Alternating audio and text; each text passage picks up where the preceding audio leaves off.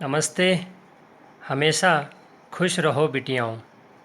मैं JVN doctor S Bundela, professor, faculty of education and methodology, course local administration, program BA BEd 6 sem, Jyoti Vidyapeeth women's university Jaipur से। आज का जो session है, topic है, वो भारत में लोकतांत्रिक विकेंद्रीकरण सिद्धांत तथा व्यवहार, democratic decentralization theory and practice in India. देखिए, लोकतांत्रिक विकेंद्रीकरण और पंचायती राज दोनों ही एक दूसरे के पर्यायवाची हैं। द्वितीय विश्व युद्ध के बाद एशिया और अफ्रीका के नवोदित राष्ट्रों ने लोकतंत्र की जड़ों को मजबूत बनाने और आम नागरिक को राजनीतिक कार्यों में वास्तविक भागीदार बनाने की दृष्टि से लोकतांत्रिक संरचना का अधिकतम विकेंद्रीकरण करने का प्रयोग किया। ये जो प्रयोग है वो ग्रास रूट डेमोक्रेसी कहलाता है। बहुत बार, कई बार ये कंपटीशन में क्वेश्चन आ जाता है, ग्रास रूट डेमोक्रेसी से आप क्या समझते हैं। विकेंद्रीकृत लोकतंत्र में सार्वजनिक कार्यों के प्रबंध केवल उच्च स्तर पर ही नहीं बल्कि स्थानीय क्षेत्रों में सामान्य लोगों के विस्तृत जाल द्वारा होता है। अब हम बात करते हैं लोकतांत्रिक विकेंद्रीकरण के तात्पर्य को लेकर, अर्थ को लेकर। Meaning of democratic decentralization. लोकतंत्र वह व्यवस्था है जिसमें राज्य की प्रभुसत्ता लोक अर्थात उस भूभाग के नागरिकों में निहित होती है। सत्ता जनता में विभिन्न स्तरों पर बांट दी जाती है। इस व्यवस्था का उद्देश्य शासन कार्यों में लोगों की अधिकतम सहभागिता तय करनी होती है। लोकतांत्रिक विकेंद्रीकरण का लक्ष्य शासन के कार्यों में सरकार के प्रत्येक स्तर, राष्ट्रीय, प्रांतीय और स्थानीय स्तर पर जनता की अधिकतम सहभागिता प्राप्त करना है। ये हमने मीनिंग की बात की। अब बात करते हैं लोकतांत्रिक विकेंद्रीकरण की विशेषताओं को लेकर। Characteristics of democratic decentralization. इसमें एक एक पॉइंट वाइज हम बात करेंगे। पहला, यह लोगों को अपने ही सरकार के प्रबंध में अधिकतम सहभागिता सुनिश्चित करता है। दूसरा, इसकी प्रक्रिया शक्तियों के लंबवत हस्तांतरण से है। तीसरा, निम्न स्तरीय इकाइयों को प्रबंध में पर्याप्त स्वायत्तता प्राप्त है।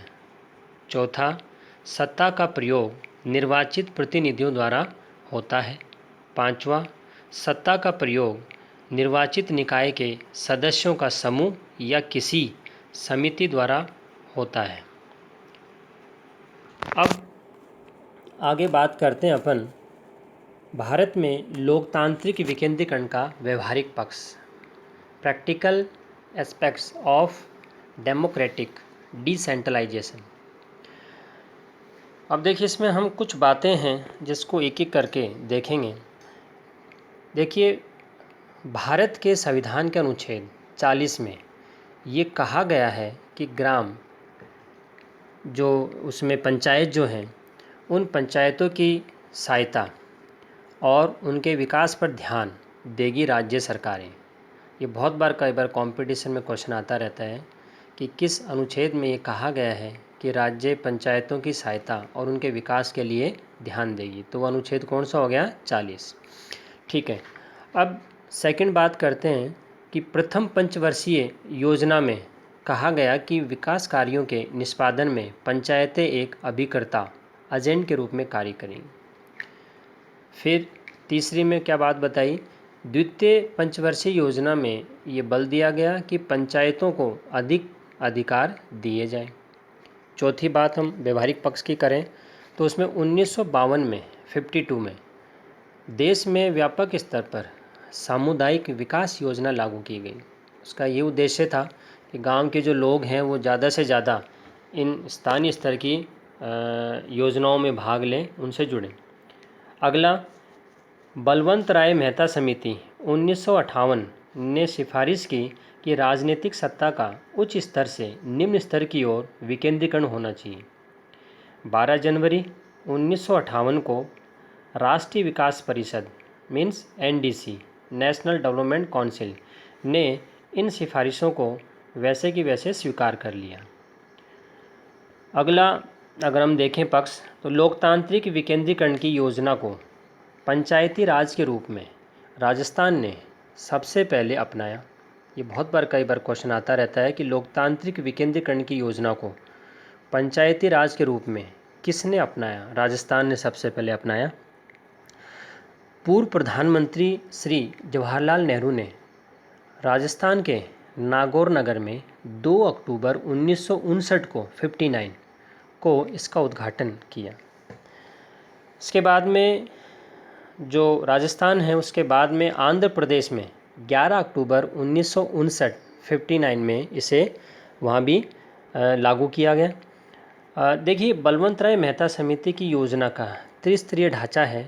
उसमें क्या बताया गया है कि ग्राम स्तर पर तो ग्राम पंचायत होगी और खंड स्तर पर मीन्स ब्लॉक लेवल पर पंचायत समिति और जिला स्तर पर जिला परिषद। तो ये हमने आज जो बात की है वो भारत में लोकतांत्रिक विकेंद्रीकरण सिद्धांत और व्यवहार को लेकर की है। ये जो सेशन है डिजिटल वर्जन 2.0 ज्योति विद्यापीठ महिला विश्वविद्यालय जयपुर द्वारा तैयार किया गया है।